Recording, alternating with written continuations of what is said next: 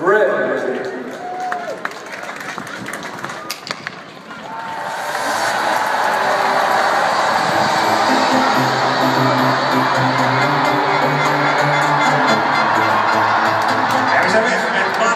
Kamiga met de meest succesvolle Olympische sporter van Nederland aller tijden.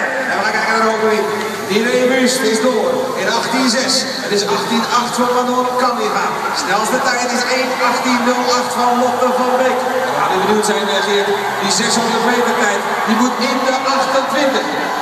Zeker een rondje 28.7 gaan dan om in de buurt te komen en dan met een hele bierse ronde die tijd van Lotte van Beek aan te vallen. Dus het komt onderdoor. Kijken wat zijn met 600 meter. Gaan we weer een rondje 28 zien dan. We gaan het zien. Hier even een rondje.